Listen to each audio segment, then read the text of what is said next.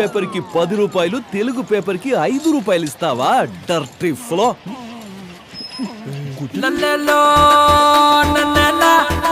మామా, తను మన పంతులు గారమ్మాయి టీచర్ అమ్మాయిగా. దూరం నుంచి కూడా అందంగా కనిపిస్తుంది. ఈ అమ్మాయిలో ఏదో మ్యాజిక్ పెట్టారా దేవుడు.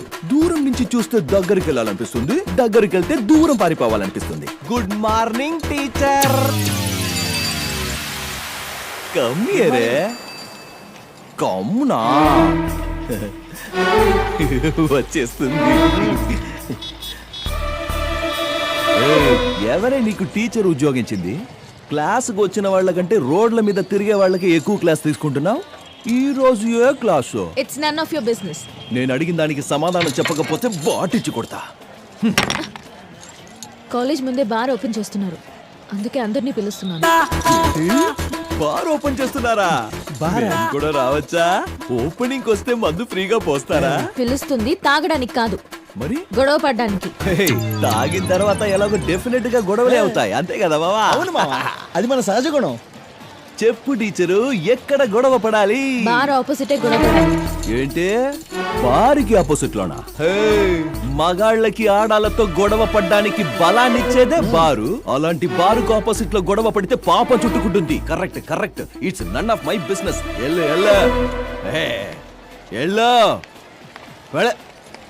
అవును, మీ నాన్న కోడి మాంసం తింటాడా? మా నాన్న జోలికొస్తే ఊరుకొని చెప్తున్నా. మా నాన్న మాట కోసం తల దించుకొని వెళ్తున్నాను. లేదంటే తాళి కట్టించుకుని సంసారం చేస్తావా?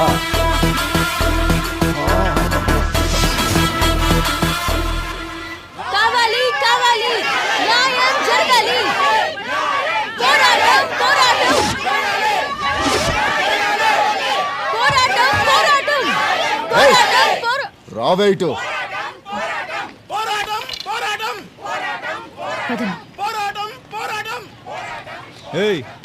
ఏంటే మీ గొడవ? చట్ట ప్రకారం కాలేజ్, స్కూల్, టెంపుల్ ఉన్న ఏరియాలో బార్ ఓపెన్ చేయకూడదు. చట్టాన్ని బ్రేక్ చేసిన వాళ్ళకి చేతులు కళ్ళు బ్రేక్ చేయడం ఎంతసేపే? స్టూడెంట్స్ మీద చేయి చేసుకుంటే ఏమవుతుందో తెలుసా? స్టూడెంట్ మీద చేయి చేసుకోవడం కాదు, నీ మీద చేస్తాను. ఏం చేస్తావు?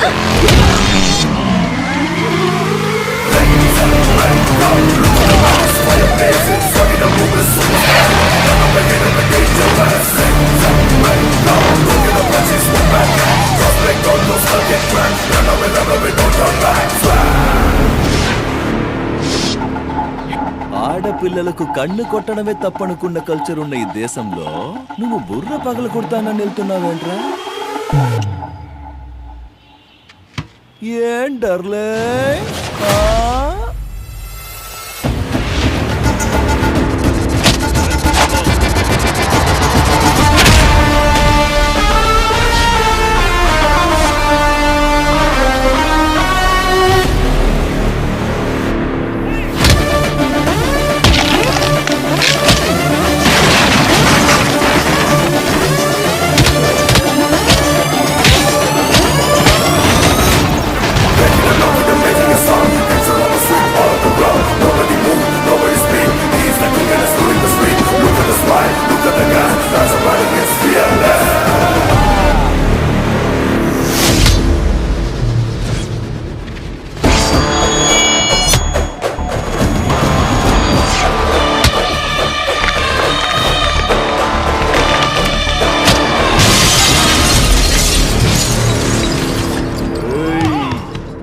న్యాయం కావాలి.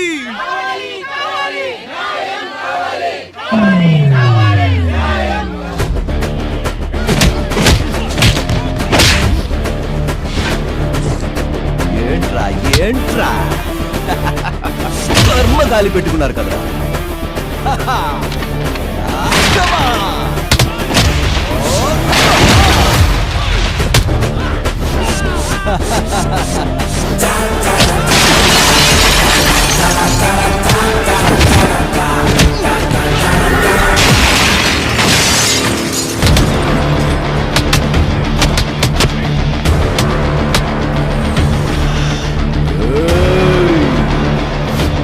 హనుమాన్ భక్తుడిరా.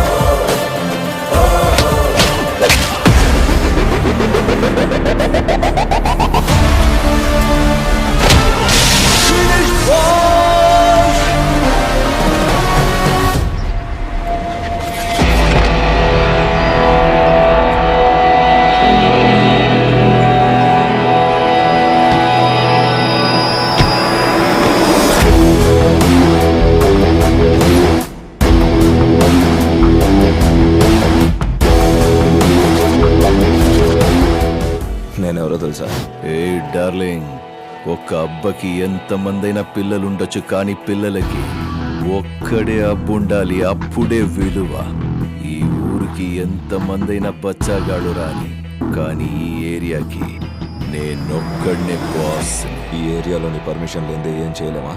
పర్మిషన్ కాదు, పార్ట్నర్షిప్ లేదే చెయ్యడానికి కుదరదు. పార్ట్నర్షిప్ చేసుకోవడానికి నీకు సంబంధం ఏంట్రా? సంబంధం ఉంది కాబట్టే నువ్వు ఇంత దూరం వచ్చావు. చూడు గురు, నువ్వు ఇక్కడ బారే ఓపెన్ చేసుకుంటావో నాకు అనవసరం. నాకు నెల ఒక అమౌంట్ ఫిక్స్ చేయి, నేనే దగ్గరుండి అన్ని చూసుకుంటానుగా. సభాష్. నా దగ్గర పనిచేసిన వాళ్ళంతా నేను ఇచ్చింది తీసుకునేవాళ్ళు. బట్ ఫస్ట్ టైం ఇంత కావాలి అని అడుగుతున్నది నువ్వే. నీ క్లారిటీ నాకు నచ్చింది. వెళ్ళు, నీకేం కావాలో తీసుకొని రేపటి నుంచి వచ్చి పనులు చేస్తూ నా కిందే ఉండిపో. నీతో కలిసి పని చేస్తా, కానీ నీ కింద.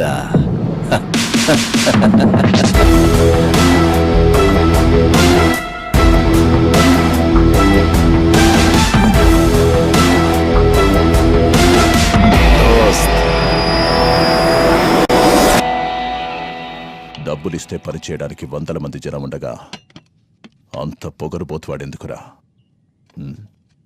100 మంది చేసే పని ఒక్కడే చేస్తుంటే 100 మందికి ఇచ్చే డబ్బు ఇవ్వడంలో తప్పే లేదు డాడ్. Cheers. మామా ఫస్ట్ టైం లోపలికి వెళ్తున్నాం. బ్యాక్ నుంచి ఎంట్రీ వద్దు, ఫ్రంట్ నుంచి ఎంట్రీ ఇవ్వు. ఓయ్, ఎవరయ్యా ఇక్కడ? కాబోయే అల్లుడు మొదటిసారి ఇంటికి వస్తే ఎవరు వెల్కమ్ చెప్పట్లేదే. ఓయ్, శివ ఎవరినైనా మీరు? ఏయ్, నువ్వే అంటున్నావుగా శివశివ అని. ఇతనే శివ. అయ్యో మడి మైలా ఏమీ లేకుండా చెవులు ముట్టి అపవిత్రం చేశారు కదరా. అయ్యో ఎలా? నారాయణ. ఎలా? అయ్యో మావా, మనం పళ్ళు తోమకుండానే టిఫిన్ చేస్తాం. ఈడేంటి నీళ్లు తాగినందుకు ఈ రేంజ్ లో గొడవ చేస్తున్నాడు డట్టింపులో. అవును మామ, కొంచెం కూడా మడిమేలు లేదు. అది సరే, ఇక్కడ పెద్దయిన పరందామయ్య శాస్త్రి గారి ఇల్లు ఎక్కడుంది? ఎవరు బాబు? నమస్తే. ఇంటి లోపల కూడా వచ్చేసారు. హాయ్ మావా. రేయ్, కళ్ళు నా కాళ్ళ మీద నేనెందుకు పడాలి? ఏంటి బాబు ఇది? ఎందుకు కాళ్ళ మీద పడుతున్నారు? మళ్ళీ మా అమ్మాయి మిమ్మల్ని ఏమైనా ఇబ్బంది పెట్టిందా?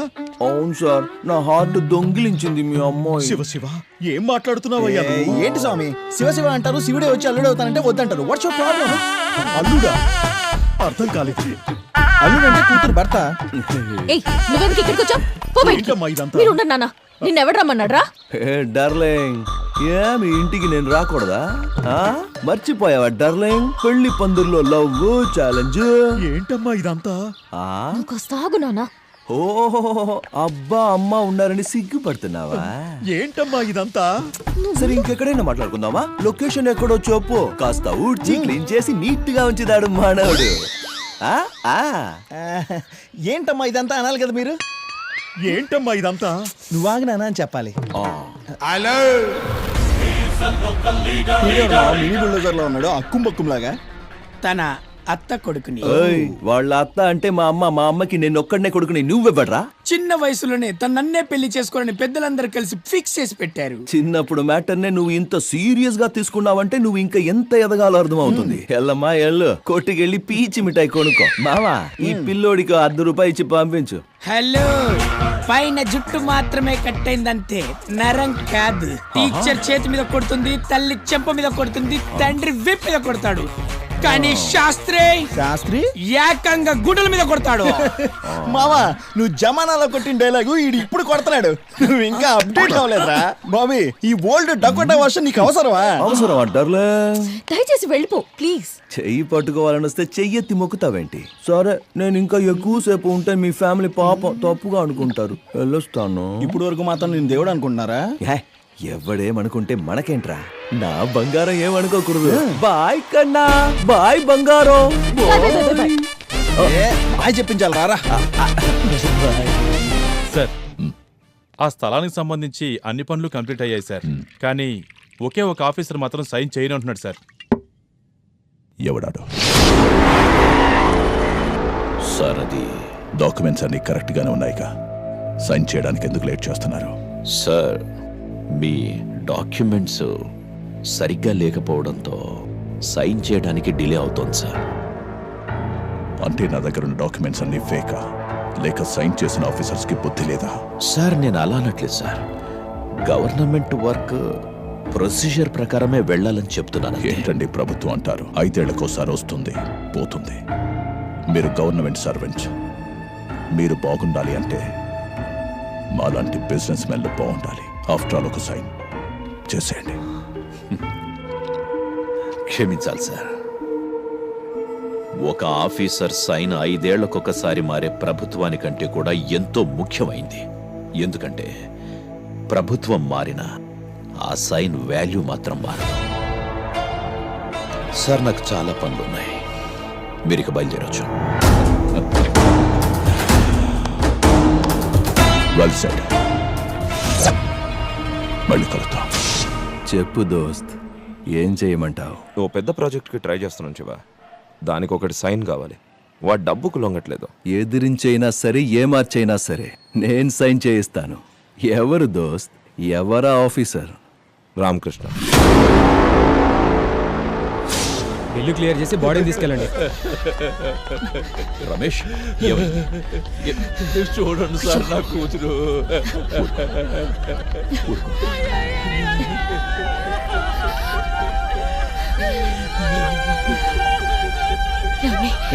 ఎక్కడయ్యా నా డబ్బులు? మీ అప్పు తీర్చేస్తాను సార్, నాకు ఇంకొంచెం టైం ఇవ్వండి సార్. నా దగ్గర నాటకాలు ఆడుకు, నా డబ్బు నాకు కావాలంతే. సార్ ఏమైంది సార్? వీడు కూతురు చదువు కోసం డబ్బు ఇచ్చాను, ఇప్పుడు ఆ కూతురు లేదు, డబ్బు లేదు. నువ్వు ఇస్తావా? కొంచెం టైం ఇవ్వండి సార్. అలాగే. రమేష్ ఇలా రా.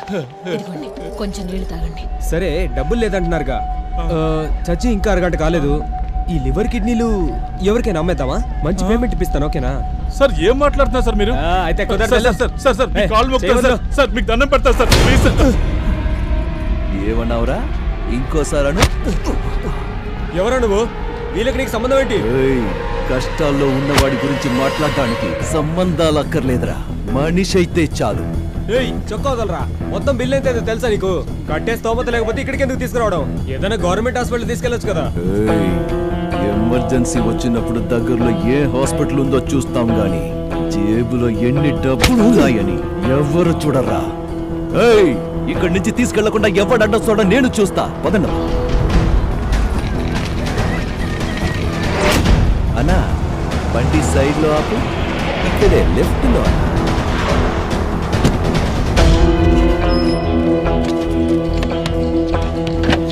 ఏంటి మామ ఇక్కడ తీసుకొచ్చావు? బాడీ దించండి.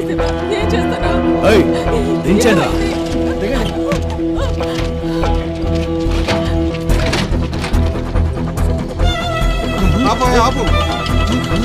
ఏమైందా?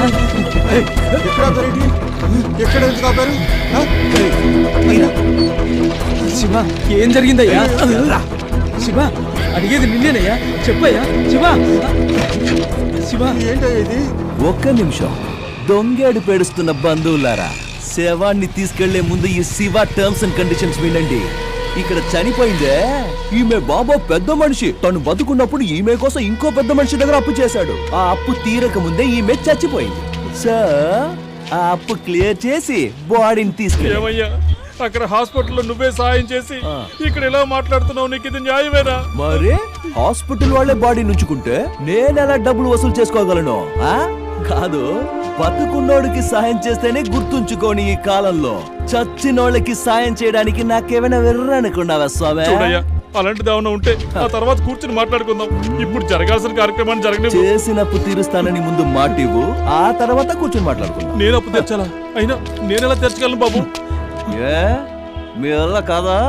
ఉపదేశం ఇచ్చినంత సులువు కాదు ఉపకారం చేయడం అంటే. డబ్బులు ఇవ్వండి, శవం ఎత్తండి. ఎలా బాబు, ఆ అమ్మాయి చచ్చి వాళ్ళ నాన్న సగం చచ్చిపోయాడు. నీకు దండం పెడతాను, కజ్జాలు చూపించవయ్యా. ఓసారి దగ్గర్రా. ఇంతకి నువ్వెవర్రా? నేను ఆ అమ్మాయికి బాబాయ్ని. ఇప్పుడొచ్చి ముసలి కన్నీళ్లు కార్చే కంటే తను బతికున్నప్పుడే మీ బంధువులంతా వచ్చి కాస్త జాలి చూపించుంటే వాళ్ళ బాబా అప్పు చేసి ఉండేవాడా? కష్టమని ఇంటి గుమ్మం తొక్కినప్పుడు మొహం మీద తలుపులేయడం, చచ్చాక ఇంటికొచ్చి దండలేయడం, ఇదేనా మీ బంధువులు చేసే ఘనకార్యం? నీకు పుణ్యం ఉంటుంది, ఆ అమ్మాయిని వదిలేవయ్యా. అమ్మా అమ్మా. అయ్యో ఏయ్, ఏంటి ఇక్కడ వచ్చారు? తీసుకెళ్దాం పదండి. ఏయ్, చైత్యవయ్యా పెద్ద దిగొచ్చే. శివ, ఏంటిది? ఏం చేస్తున్నావు నువ్వు? ఏయ్, ఎలాండి, ఇది నా వ్యవహారం. ఇందులో ఎవ్వరు తల దూర్చొద్దు. అందరిలా చూడాలని వచ్చావు, నిలబడి చూడు, వేళ్లు పెట్టకు. అందరి ముందు హీరో అవ్వాలని ట్రై చేయకు. ఏయ్, శివ. చెయ్యి. శివ, ఏంట్రా ఇది? నా మాట విను శివ. నీ మాట ఇలా ఏడిపించడం నేను మంచిది కాదు శివ. ఏయ్, పాపం తగులుతుంది. నా మాట కన్నీరు పెట్టించే వాళ్ళందరికీ పాపం చుట్టుకుంటే నీకెంత పాపం చుట్టుకోవాలి? చూడు, సైలెంట్ గా సైడ్ కెళ్ళి నుంచుంటే సరే. వాళ్ళ మర్యాద కాపాడడానికి వచ్చావంటే నీ మర్యాద పోగొట్టుకుంటావు. ఏయ్, శివ, చెప్పండయ్యా, డబ్బులు ఎవడిస్తారా? నీ అప్పిస్తాడా? వాడు చేసిన అప్పు ఎవరు తీరుస్తాడా? ఏంటందరూ మొద్దుల్లా నిలబడ్డారు? కన్నీళ్లు రాల్చినంత తేలిక కాదు డబ్బులు రాల్చడం అంటే, అర్థమైందా? శివ, శివ, శివ. ఏయ్, చెయ్యొదలు. శివ, నాన్న శివ, ఇటు రా బాబు, రా. గురుజీ, నా మాట విను శివ. గురుజీ, మీరెందుకు వచ్చారండి ఇక్కడికి? ఇవన్నీ మీకు అర్థం కావు, దయచేసి వెళ్ళిపోండి ప్లీజ్. ఎందుకయ్యా ఈ పాపం డబ్బులు? ఏంటి పాపం డబ్బులా? హ, పాపం డబ్బులు అంటారు. మీరు పుణ్యం చేసి ఏం సంపాదించుకున్నారు? మీరు చేసిన పుణ్యం వల్ల మీ పిల్లలకి ఏమైనా మేలు జరిగిందా ఏంటి? ఇక మీద ఇలాంటి నీతి వాక్యాలు మాట్లాడకండి, ఎవరికి వినపడదు. ఇక్కడ అందరితో మాట్లాడిస్తుంది డబ్బు. డబ్బు విషయం మాట్లాడితే చెవిటి వాడికి కూడా వినిపిస్తుంది. డబ్బుకున్న విలువ పవర్ అలాంటిది. అలాగే పవర్ ఉన్న వాడి దగ్గరికి డబ్బు వెళ్తుంది. వాడు మంచివాడా చెడ్డవాడా అన్నది డబ్బుకు అనవసరం, అర్థమైందా? అవును, నేను నీచుల్ని, పాపిష్టి వాడిని డబ్బు కోసం ఏం చేయమన్నా చేస్తాను. దేవుడి పేరు చెప్పి శాపం ఇస్తాడు, వరం ఇస్తాడని కోట్లు కూడపెట్లా. 5 ఏళ్లలో మీకు స్వర్గం చూపిస్తానని రాజకీయ నాయకుల్లా మోసం చేయలా. పేదల రేషన్ బియ్యంలో, పేషెంట్ల మందుల్లో, పెద్దోళ్ళకిచ్చే పెన్షన్లో అంతెందుకు, ఫ్రీగా దొరికే గాలి నీళ్లు అన్నిట్లో మోసం చేసి డబ్బులు సంపాదించే దగాకోర్లున్న ఈ లోకంలో వాళ్ళెవ్వరు అడగరే? ఎందుకు అడగరు? వాళ్ళెవరు మీ కంటికి కనిపించినంత ఎత్తులో రాజుల్లా కూర్చున్నారుగా, అందుకు. సాధ్యమైనంత డబ్బు సంపాదించండి. డబ్బు సంపాదించే వారికి దయచేసి అడ్డం రాకండి ప్లీజ్. చెప్పి నా నోరు మోయించొచ్చు, కానీ ఆ దేవుడి కళ్ళ నుండి తప్పించుకోలేవు. కష్టపడతావు, నువ్వు అనుభవిస్తావు. ఏంటి దేవుడా? పిలవండి, ఇక్కడ ఇలాగే నుంచుంటాను, రమ్మనండి. చాలా విషయాలు మాట్లాడాలి. చిన్న వయసులోనే మా నాన్న నాకు దూరం చేశాడు. అప్పుడు నేనేం పాపం చేశానో ఆయన్నే అడగాలి. మా అమ్మ నాకు ఎందుకు దూరం చేశాడో అడగాలి. ఆశ్రమంలో ఉన్న ఈ పిల్లలకి కాలు, చెయ్యి, కన్ను ఎందుకు లేకుండా చేశాడో అడగాలి. వీళ్ళు చేసిన పాపం ఏంటో అడగాలి. పిలవండి. వస్తాడా? దేవుడు రాడు, రానే రాడు. ఎందుకో తెలుసా? మీ మంచోళ్ళు ఉన్నారే, మీరంతా మీ భారాన్ని ఆయన మీద వేసి ఆ భారం మొయ్యలేక ఎక్కడ దాక్కుని ఉంటాడు. గురుజీ, డబ్బున్నోడు ఎంత చెడ్డోడైనా ఓ 100 మంది వచ్చి ఊరంతా ఊరేగిస్తారు. డబ్బు లేనోడు చస్తే కనీసం 4 వచ్చి భుజానికి ఎత్తుకోవడానికి కూడా ముందుకు రారు. ఇదే వాస్తవం, ఇదే లోకం, ఈ ప్రపంచమే అంతా. ఏయ్, చెప్పండయ్యా, వాళ్ళు చేసిన అప్పు ఎవరు తీరుస్తారు? ఇది అనాథ శవమా? దిక్కు మొక్కు ఎవరు లేరా? లేరంటే చెప్పండి, నేనే తీసుకెళ్లి తాగల పెడతా. నేను తీరుస్తాను. ఆ అప్పు నేను తీరుస్తాను. శభాష్ పెద్ద మనిషి. ఉత్సాహంలో ఏదేదో కమిట్ అయిపోకండి. వాళ్ళు చేసిన అప్పెంతో మీకు తెలుసా? అది ఎంతైనా ఉండని నేను తీరుస్తాను. గ్యారంటీ ఏంటి? ఏం కావాలి? ఒక్క సంతకం చాలు.